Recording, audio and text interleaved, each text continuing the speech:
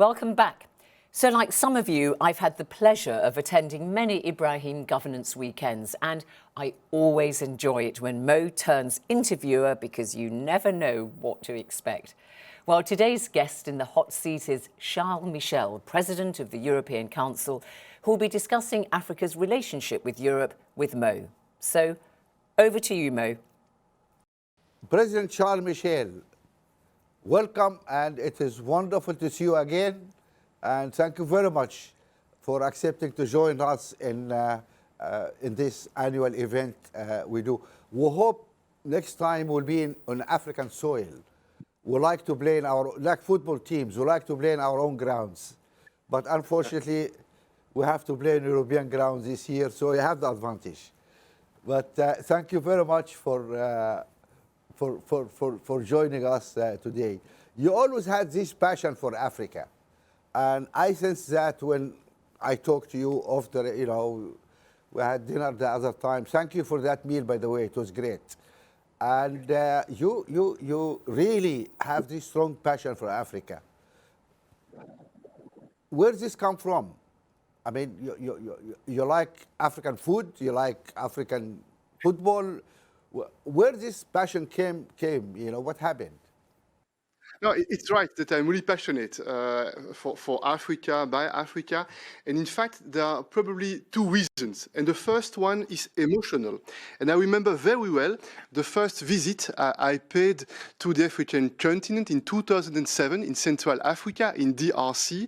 I was really impressed by the beauty of the continent. And I remember, for example, a concrete visit that I paid on this Idri island on the Lake Kivu, an incredibly marvelous landscape.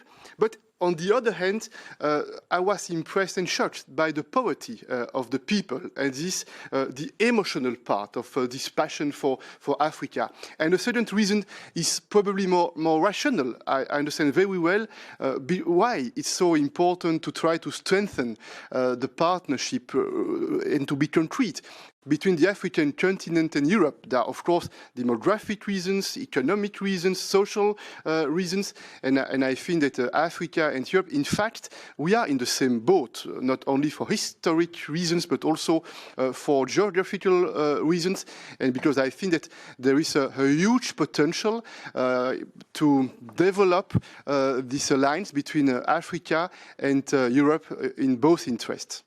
No, thank you very much. This is wonderful. We always need good friends and sincere friends. And I've just seen, was it yesterday, this great obit signed by yourself and 30 heads of states, prime minister, that come out of the Paris conference, which was arranged by President Macron, which I really must thank him here for his initiative, and both for Sudan and for African economies. That was a great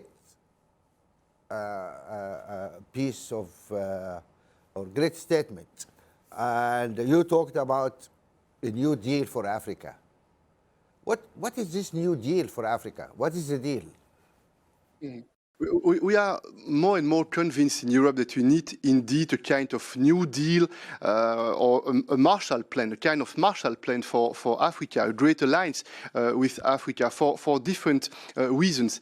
And certainly this COVID crisis is probably a unique opportunity in order to learn the lessons and to make sure that we will be able, with our African partners, to mobilize the money that will be needed in order to support the development in Africa, but also to attract more private investments in Africa.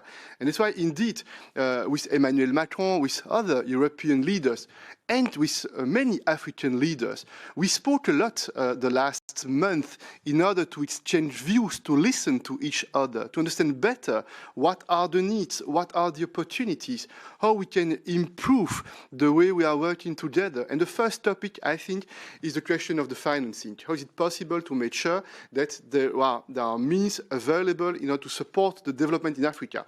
And that's why, indeed, we will advocate. We have a meeting of the G7 in a few days in the United Kingdom in order to mobilize the IMF, especially this question of the special drawing rights, important topic for many African countries. The question of the debt relief, which is important also, but also the question of the mobilization of the domestic resources. How is it possible to enlarge the taxation basis? This is also a challenge in Europe, in all the member states. It's a constant challenge. But we know that it's key to attract the private investment. And that's why we need concrete public-private projects, and we need to bring together the political and the economic leaders. I'm totally convinced. And maybe one first topic could be this question of vaccine and this question of the cooperation in order to increase the production in Africa. Okay, that's wonderful. But let us take this one by one. Maybe before we talk about recovery, maybe we'll talk about the vaccine, because the pandemic is still there and we're not out of the woods yet. Europe, I mean, at the beginning, you had some problems with procurement of vaccines, but then you are overcome these problems and you actually exported hundreds of millions of shots out of Europe. Where is our share? How much vaccine you guys gave to us? You are doing very well now. So why don't you pass some vaccines to us? How much you are giving us? Yeah, this is an important question, because I totally agree that we won't be safe until everyone is safe, and that's why it's very important to demonstrate a country solidarity. But let's start, please, by the beginning. And in fact, a few months ago, when we understood that this pandemic would be very, very huge and very serious, this is the European Union which took a very important initiative when we decided to mobilize a lot of money with the international community in order to finance the research. And we succeeded, because the world succeeded to develop technologies very quickly, in less than 1 year, point one. Point two, this also the European Union, since the very beginning, who took the decision to launch this COVAX initiative in order to guarantee that vaccines would be accessible everywhere. But it's not enough, because now we observe that COVAX is financed, but what's important, especially for the African countries, is the access to doses. And that's why the top priority is the increase of the production of doses. And do you know, Mo, that in Europe, we took the decision, and we were criticized by the European citizens sometimes, to export about 50% of the doses that are produced in Europe. It's not the same choice that has been made by some other big democracies in the world. And I'm working with the European colleagues day after day in order to make sure in the next week, the next months, that we can increase the numbers of doses that we will send to the African countries. The last European Council, we took the decision to donate at least 100 million doses. It's not enough, and we are working with the member states in order to increase those numbers. This for the short term, very important. This is a race against time. We need to monitor the risk related to the variants and the mutants. Another important question, Mo, is also the trust of the people, and sometimes the trust of the governments in the vaccines, because you know that in some countries, in Europe, but also in Africa, we face this question of the conspiracy theories and the negative consequences. And that's why it's very important also to fight against disinformation and to convince our people everywhere that it's important to trust science and to trust this approach based on the vaccination. No, that's correct. I mean, you exported a lot of vaccines, but this vaccine exported to United Kingdom, to America, all those guys are awash in vaccines. Where is our share? You guys promised us 100 million. That's wonderful. When are we going to get it? Time is of the essence, because this virus is mutating, changing, new variants coming. We need to stop it at this track. So what we're saying is, When? Yeah, this is now, and it's important to increase the numbers as soon as possible. You know that a few months ago I traveled personally to Rwanda and to Kenya when we launched this COVAX initiative, and when COVAX started to deliver doses in the African countries. I'm in constant contact with many African leaders in order to make sure that as soon as possible we can increase the level of delivery. And I understand very well, and I repeat, this a race against time. We are making a lot of progress. We'll have again in June a meeting of the European Council with all the head of state and the head of government in Europe. And each meeting we are convincing them to donate more doses. And this is right, that it would be a mistake if we would think that we can defeat this pandemic alone. It will not work. We need to work all together in order to defeat the pandemic. No, this is, look, we are grateful for what you're doing. All what we're saying is just we need to do it in a timely fashion. And let us look at the other side of the coin here as well. What we Africans also need to improve, because we obviously need to help ourselves before asking people to help us.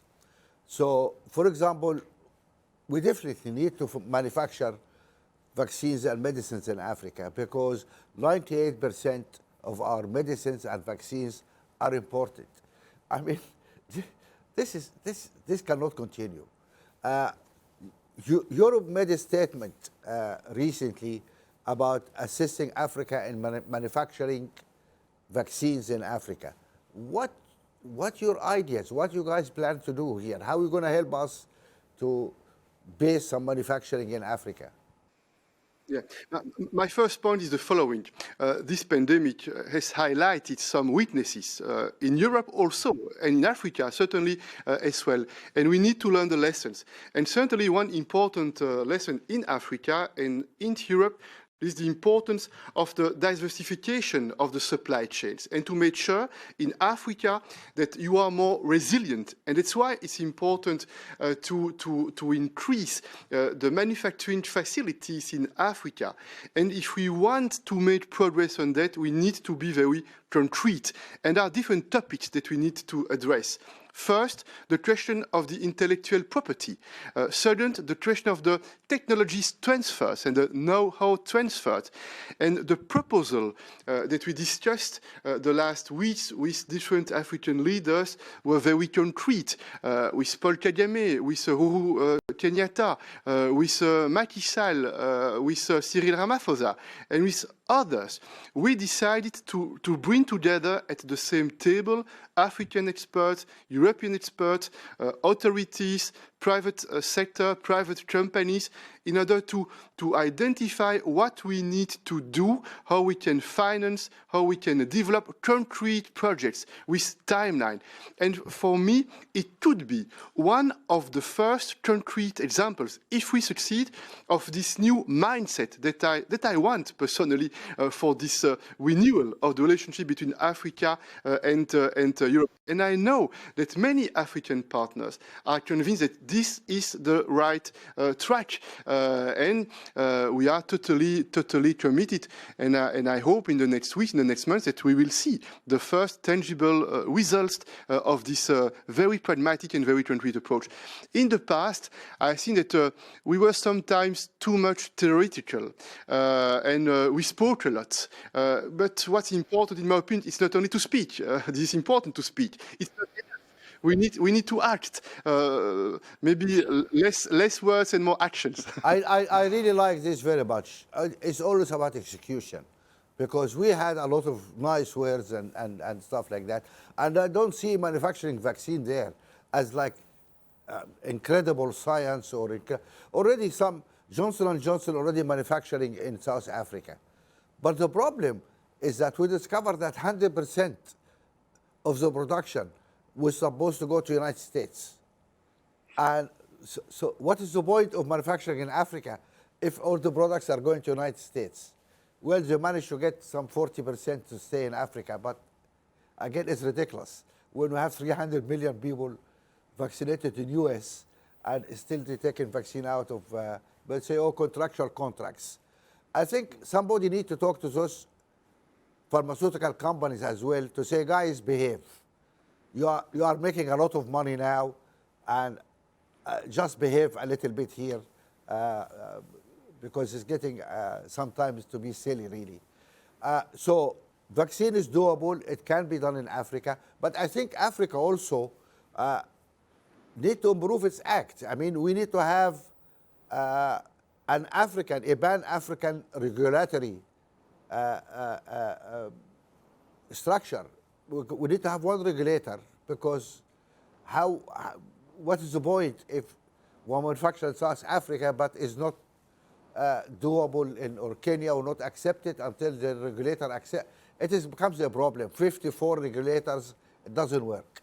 I think with your experience in the African Union, I think you need to pass that message also to your African colleagues, that is how we do an integrated market. If you're going to do an integrated market on medicine and vaccine, these are the kind of things we need to do. Otherwise, we'll have logistics problem, border problems, custom problem, regulatory problem, and we shoot ourselves in the foot again. So that is really useful. Talking of advice, you coming, I assume, to Cornell in UK next week for the G7. Are you coming to that meeting, or Johnson did not invite you? I'm invited. You are invited, okay. Can I ask you a favor as a friend, really? When you meet Boris Johnson, can you ask him what is rationale when Britain declared that is now a global Britain, and it is hosting now these big meetings, G7, and later on we're having the climate summit. At the same time, they cut their international aid. Ask him why he's shooting himself in the foot. Is that global Britain, or what is that? Can you ask him that? Thank you for your advice, and I will have again with him a very frank and open debates on the different topics. And you are right that, in my opinion, the last years we faced at the international level different opinions or different approaches, and some leaders and some governments and some countries are convinced that we need a global approach in order to address the global challenges. This is my personal commitment, my personal opinion, and it's also the DNA of this European project, which is a unique political project in the history of the world, because we decided to integrate much more the way we cooperate. And there are, in some countries, there are some governments more convinced that the national approach and the addition of all the national approaches would mean a successful answer to the challenges of the world. This is not my opinion. But I want to show respect for the different opinions, because, for example, I respect the choice made by the British voters when they decided to leave the European Union. But what we need is a coherent approach. Let's take climate change, for example. I think this is a big challenge for the world. It's a big challenge for the humanity. And it means that we will need to change the global software of the world.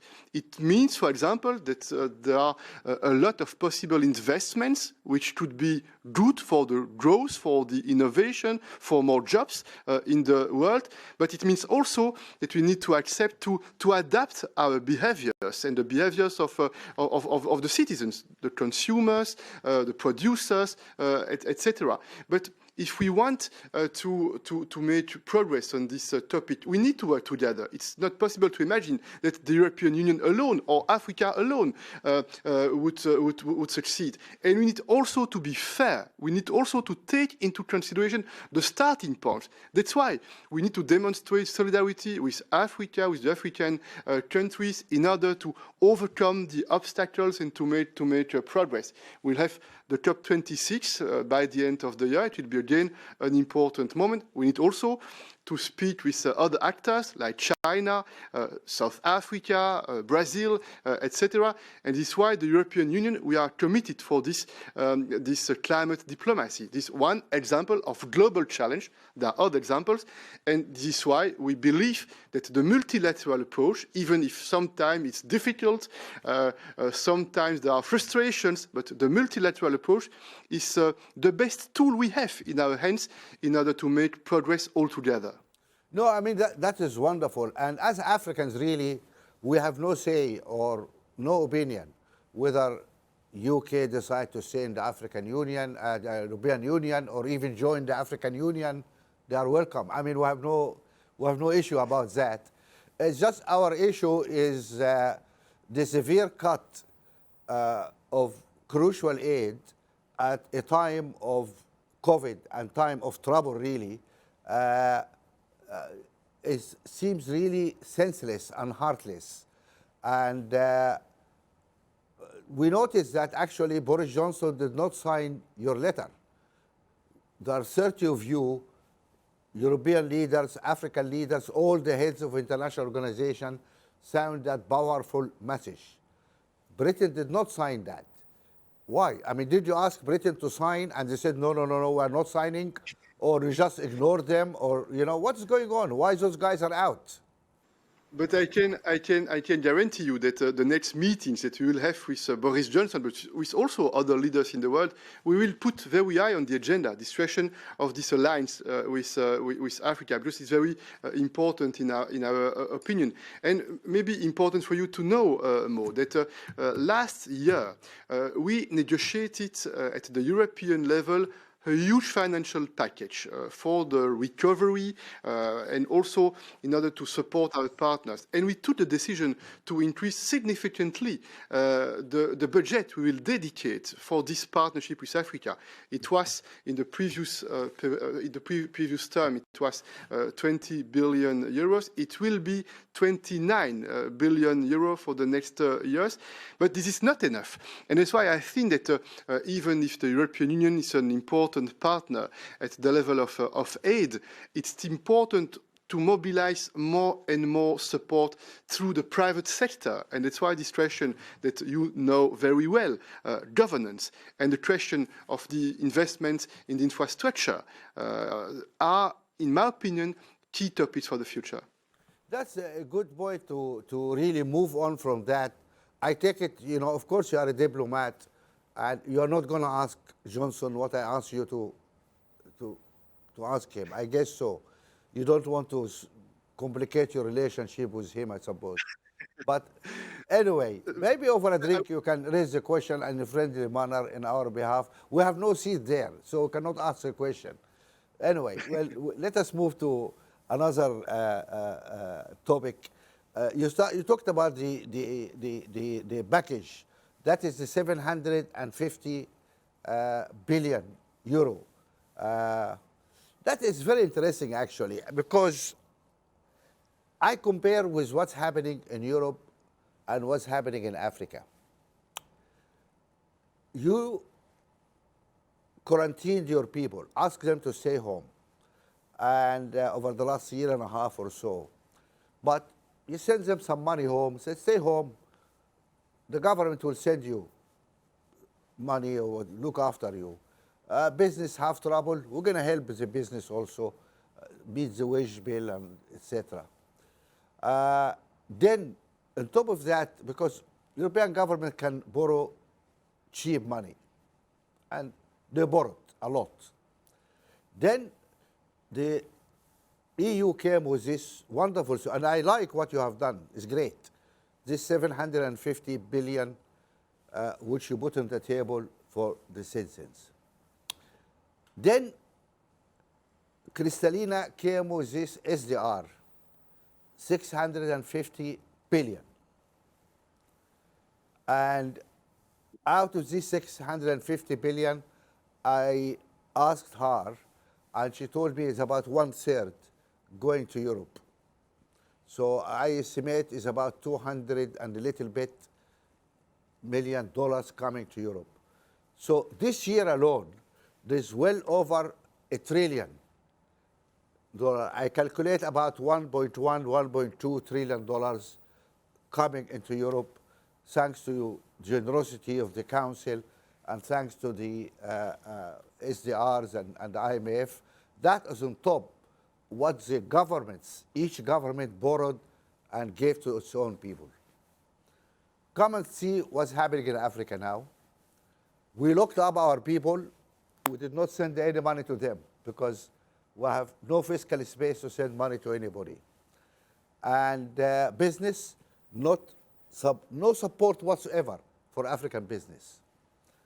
And we look around, can we defer the interest in our debt, etc., lukewarm reaction. Maybe a little bit of, we delay payment on sovereign debt. Sovereign debt is less than half maybe of the total debt. And our Chinese friends also claim that the state-owned banks are not really state-owned banks, but private banks, and so they should not be included in that debt forgiveness, which is a convoluted argument. I just cannot understand it. So there's not much happening there. Then we said, okay, we'll wait for Kristalina. And then she tell me there's only 5% of this SDR coming to Africa. Now, I did back of the envelope calculation. That will translate to some $25, $26 per African, per head. In Europe, when we had these trillions, and I'm not counting the UK, the government help for the people. I'm just what you're doing at the council and what the SDRs are. This offer you over $2,200 per head. Then I say, oh, the European who got all this support from the government, now getting also $2,200. Those Africans getting only $20. What kind of wallet is that? When those guys, look, those need the money, and they're getting $20. Those guys don't need the money, and they're getting all this. How could you justify that? That's why we took the decision to increase significantly in the next years the support for this partnership with Africa, because we want to demonstrate the solidarity with Africa. Point one. Point two, I think that if we are able to strengthen the single market and the Eurozone, it's good for our partners. It's not only good for the European citizens, it's good for our partners. And especially if we would decide to strengthen the economic cooperation between Africa and Europe. And I think that this is not only a question of financing. This is, of course, a question of financing, but it's also more than that. And for example, the decision taken by the African leaders, this idea of the economic integration of the continent, it could be a very significant step in order to make Africa more prosperous. And this is an experience that we had in Europe the last decade, because you remember that in Europe, after the Second World War, we were very fragmented with a nationalistic approach and with a competition among us. And then we decided to create this economic zone, to create this political project. And that's why I really believe that, of course, the financing is a key element. And you know that with many European leaders, we are ready to mobilize all the tools we have in order to support more financial capacities for Africa.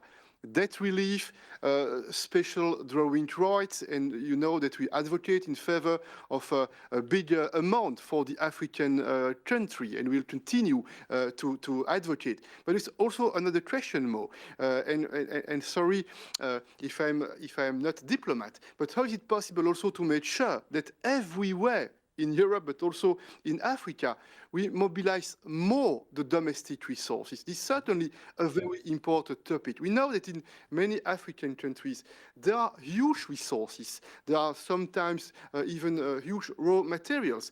And we observe that it's difficult to increase the fiscal capacities of the authorities, of the government. And it's not only a question of growth, it's also a question of fight against discrimination. It's also a question of inclusive growth. And This is not something that should be tackled because it would be a European request. It should be tackled because this is key in order to support the development and to improve the conditions of life in Africa.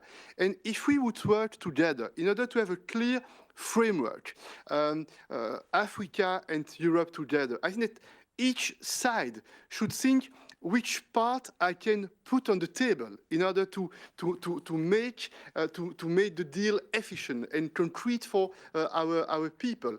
And certainly there are many things that we can improve in Europe, and we are ready to listen also to the opinions of the African partners. What can we improve? Sometimes in Europe we are too slow. Sometimes in Europe we are too much bureaucrat or technocrat, and we need to act faster. And we are ready to listen also to your opinions in Africa about the way we are acting in Europe. But I think if we want this deal all together, we should think what can we put on both sides on the table. Yeah, you're absolutely right. And I like it when we really speak frankly, because that's how we need to talk. And even in our report, which comes out with this event, we pointed out that Africans must build a really resilient economy, must mobilize their domestic resources. Actually, we formed our foundation on the issue of governance, governance and leadership, because we mismanaged our countries. We mismanaged our human resources. We mismanaged our natural resources. No need for African countries to be poor. We understand that, and we're fighting to do that. And while we hope to change things there, we also try to discuss the other side. So it is not that we're giving a free pass for our leaders. Actually, we're giving them a hard time because we need to stand up and really be critical of what we're doing, or rather what we are not doing. But I'm just, because who we are, I'm just talking about what you guys committed to do. So let us go to specific. I mean, I'm just going back to this SDR. Your countries don't need your share of SDRs. You don't need this 200 billion because you are awash with money. You are really awash with money. You guys borrowed trillions of dollars. Why don't you lend your SDRs to the African countries? This is no cost for you. That enables us to have cheap loans because, you know, to borrow money in Africa, many countries cannot. And those who can, they have to pay incredible interest rates. And that is a big problem for us. So these SDRs give us the opportunity to get money at cheap rates. So why didn't you, in your call for action yesterday, you talked about $100 billion of SDR should go to Africa. Who will give that? Did you discuss with your colleagues in the European Union? Who's going to give us this? Or is it just wishful thinking? Okay, no, I really like your approach, and I will try to be very, very frank and very transparent. A few weeks ago, only a few weeks ago, it was not a topic on the agenda of the European Union. And because we decided with some European leaders, Emmanuel Macron and some others, to take seriously into consideration this important challenge for Africa in this question of the financing means, we took the decision to initiate this political debate. And in Europe, we don't take a decision in 1 second. It means that we need to negotiate, we need to discuss. And this is the DNA of this European project. When we start a debate, at the beginning, we are not on the same page, but because we listen to each other, because we use arguments, because we try to convince the partners. At the end, we are able to take a decision. And sometimes it's a compromise, but very often it's a strong compromise. This is the DNA of this European project. And I can guarantee you, if we have signed this op-ed with many other European leaders and African leaders, it's not a detail, it's not a coincidence. It means that we want to work seriously on this topic. It's a debate at the European level. It's also a debate with our partners. And that's why this G7 meeting this month, it's not in 10 years, this month, by the end of June, next week, in fact, in the United Kingdom will be an important moment. And you can count, you, the African leaders, you can count on the European Union in order to try to be very committed and to try to convince more and more partners to support this approach, to support this idea. And I confirm that the goal is 100 billion euros. It would be a very strong signal because, like you said, we think also that it's important for the for the African countries to have access to the single market.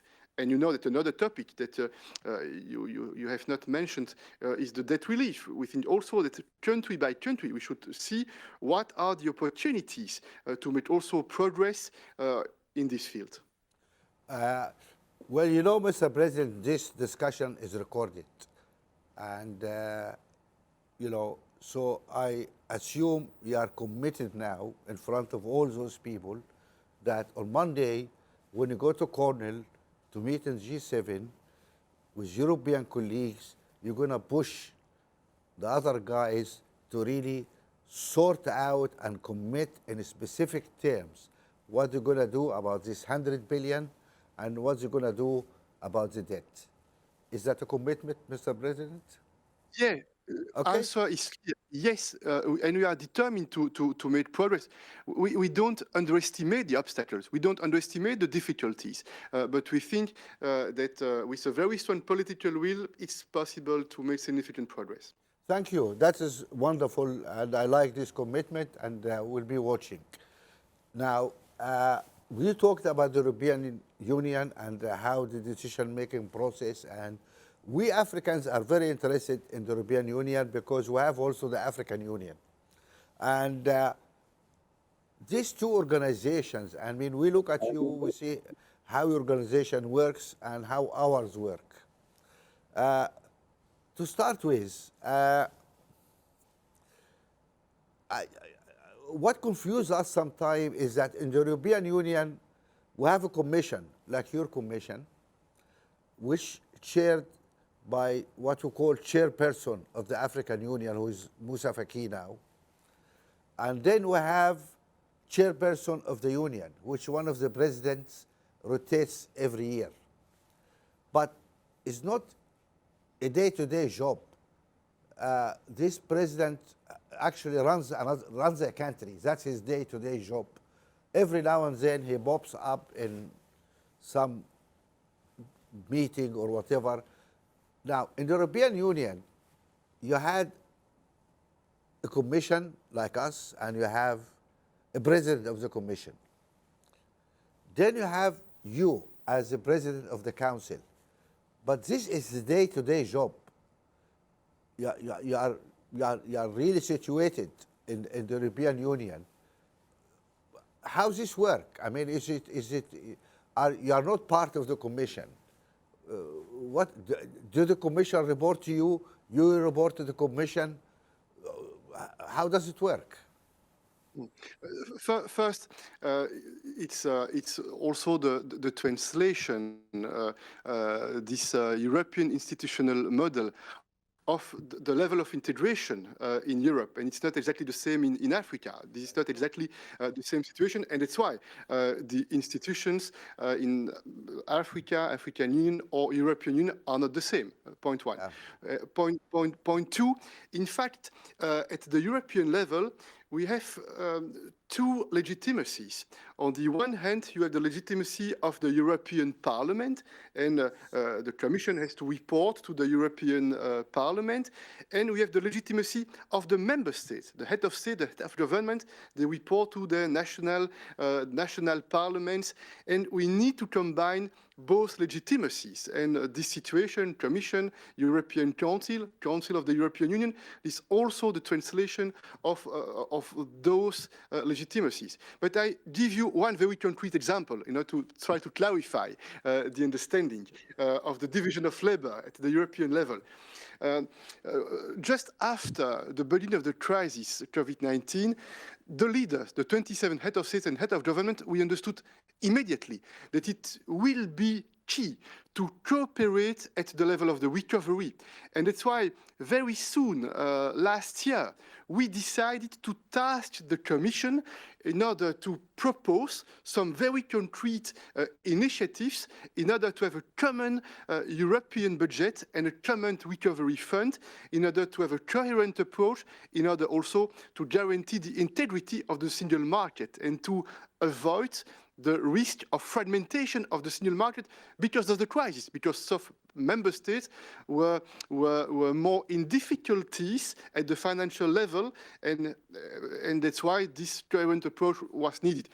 The head of state, the head of government, and I played the role because I chaired this European Council, we asked to the Commission, we invited the Commission to put more concrete proposals on the table after having made an assessment of the needs.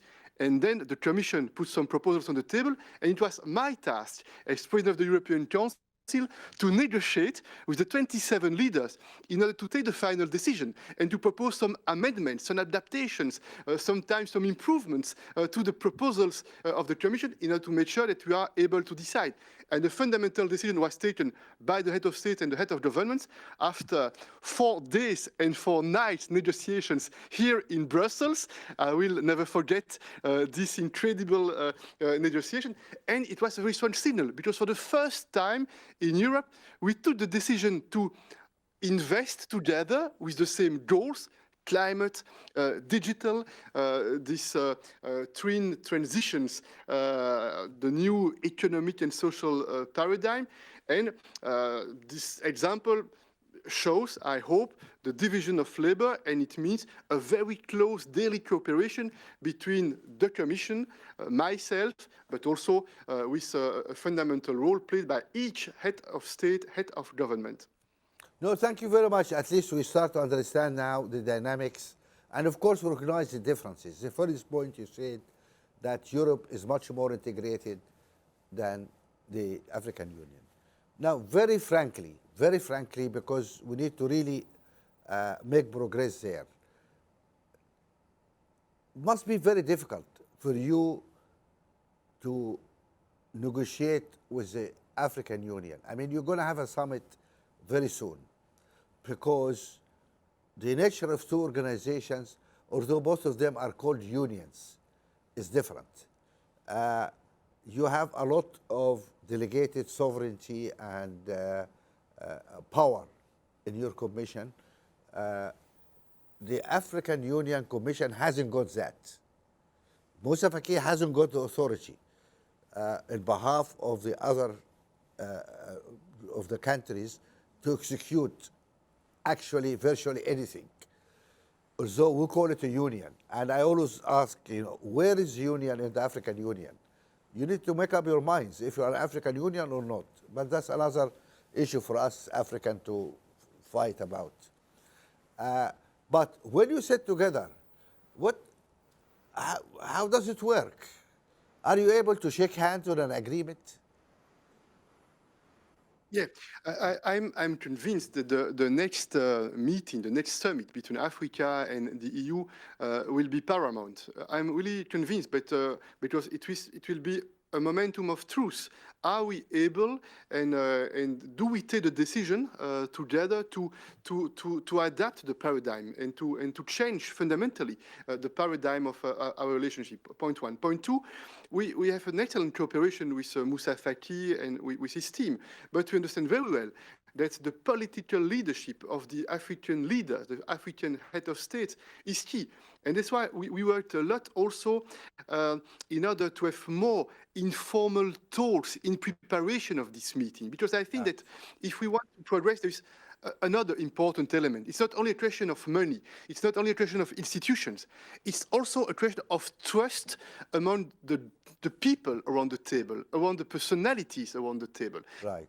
And I believe that this question of personal relationship, personal trust is paramount. It was my experience when I was Prime Minister in Belgium, when we want to take decisions, to implement decisions.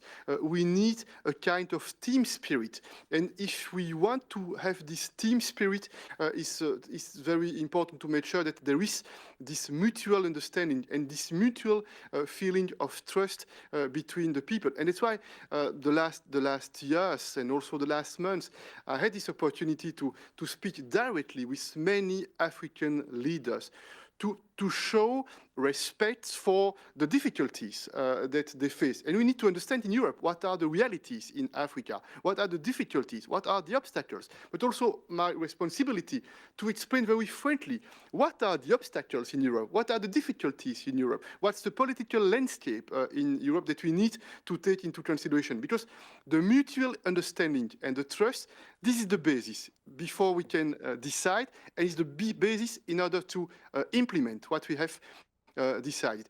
And on this field, I'm confident. I'm really confident because I feel a lot of progress.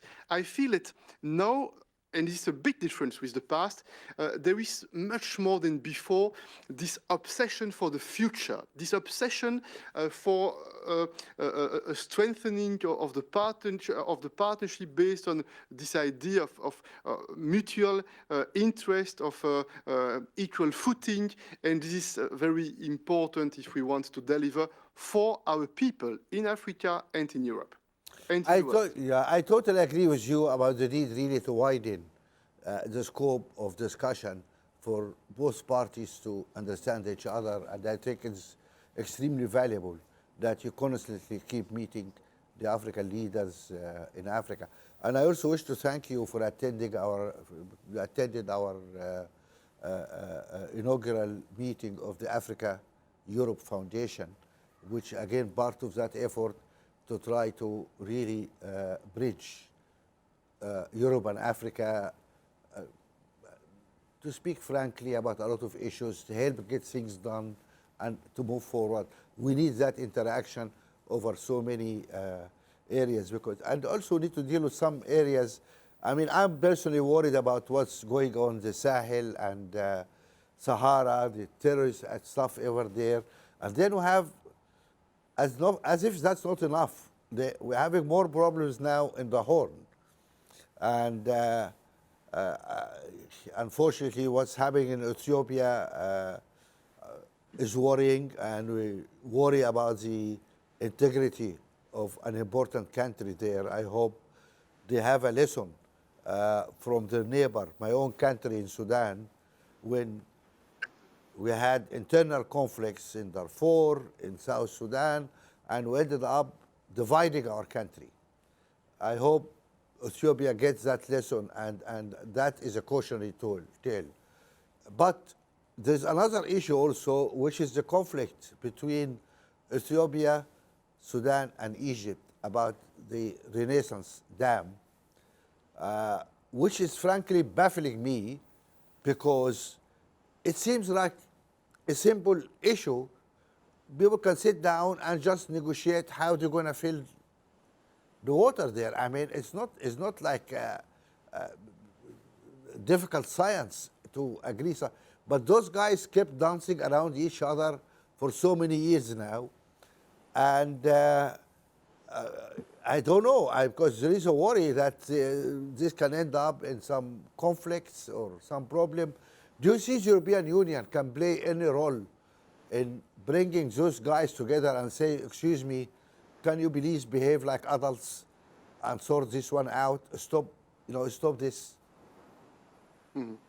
No, thank you. You are right that there are conflicts, and we try to mobilize the European member states in order to play a positive role. But in fact, I'm convinced that the first responsibility is in the African hands, and that's why I think it's important to give support for the regional organizations in Africa. What we try to do in the G5 Sahel with ECOWAS, for example, or in the Horn of Africa, we speak a lot with the leaders in the region in order for them to assume their responsibility, and for us in Europe also in cooperation with the United States to support the African efforts in order to bring peace, stability and security in the region. One word about Sahel first.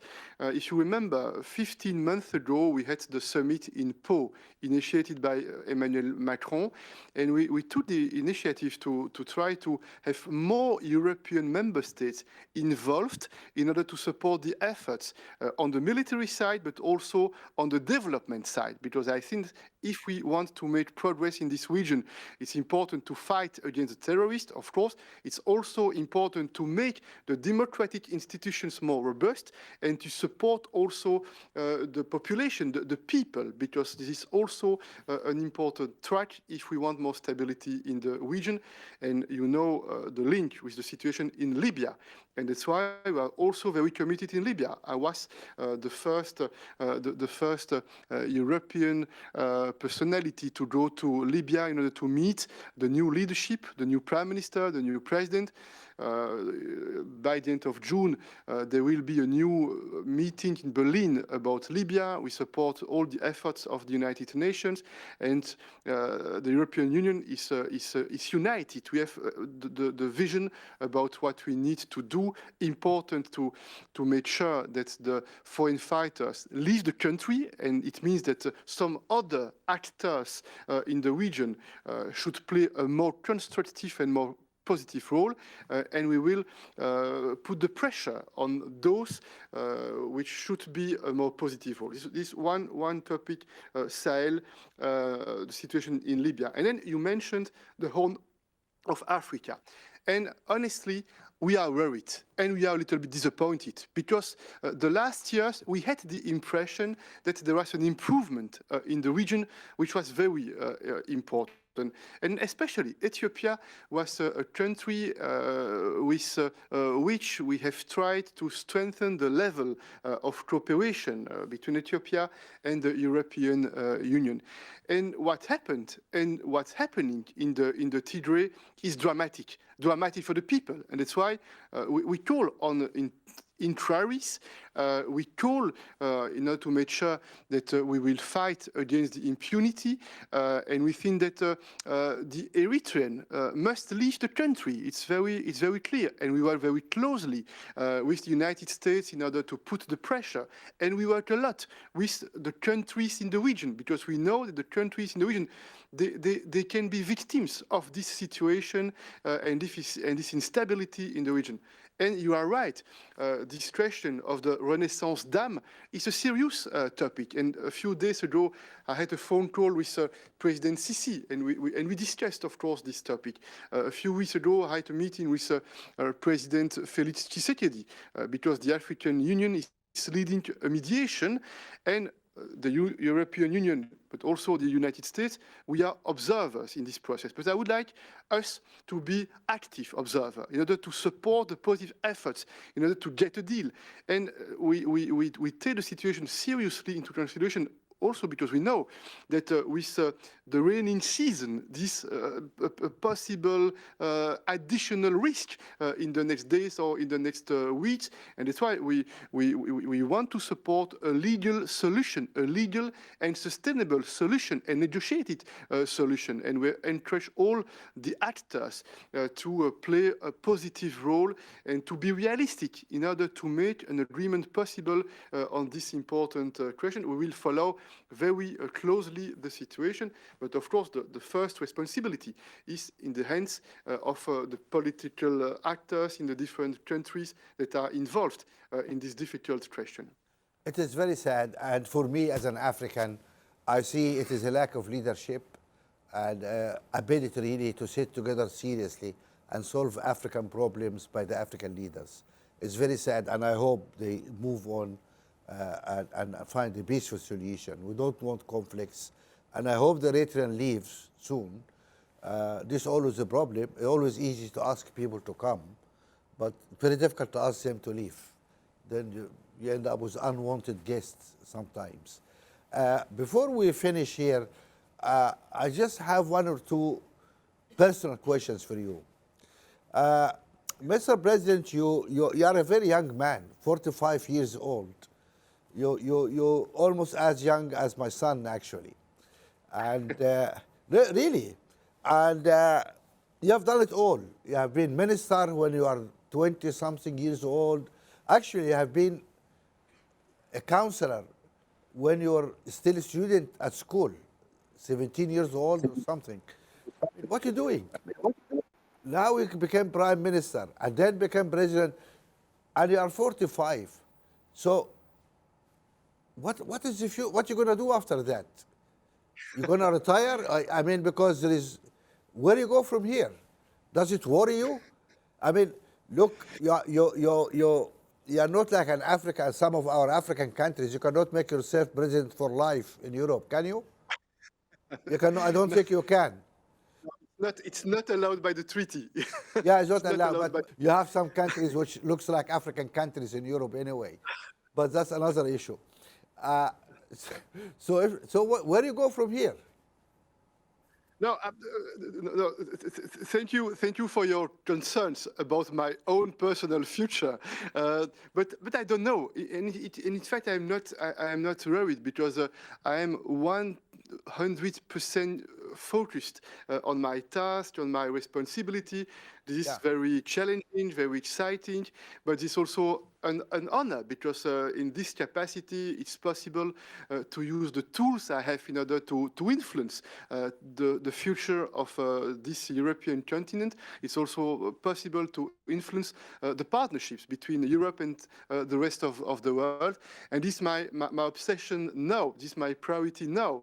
And we will see later what will be the opportunities. But I have some values in which I strongly believe, and I see that there are different ways to work in order to take my own values into consideration. So, I mean, you're going to come and join us as in civil society because there's no job after being president of Europe. You cannot go back and to be MP on your local constituency. I mean, it's boring. You cannot do that. So who knows? Well, okay. I don't know. We will see. But I think that in the life there are many different things, many different opportunities. When I was younger, my dream was to become a lawyer, and no, really. What kind of a dream? This is a miserable dream. To be a lawyer, that's the most boring job. It was my dream to become a lawyer, and I worked as a lawyer at the beginning of my professional career, and this was also something that was very exciting. There are many things that we can do, and we will see what it will mean in the future. Mr. President, thank you very much for this frank session, and thanks for the time you gave to us. And thank you for your affection and commitment to Africa. On behalf of all African people, we love you. Thank you. But show us the money. Huh? Give us this 100 billion. Don't forget. Okay? I love you too. Thank you. Thank you, Mo and Charles Michel, and especially thank you for taking the time at this incredibly busy period to share your thoughts with us on this critical relationship. I really enjoyed that knockabout between you. Now, Your Excellencies, ladies and gentlemen, friends and colleagues, this brings us to the end of today's discussions. Tomorrow, on the third and final day of the Ibrahim Governance Weekend, we'll be taking an in-depth look at the economic impact of COVID-19, including how it has sadly led to Africa's first recession of 30 years. We'll also be joined by the 2020 Ibrahim Prize laureate, His Excellency Mahamadou Issoufou, for our second In Conversation with Mo. I'll see you then.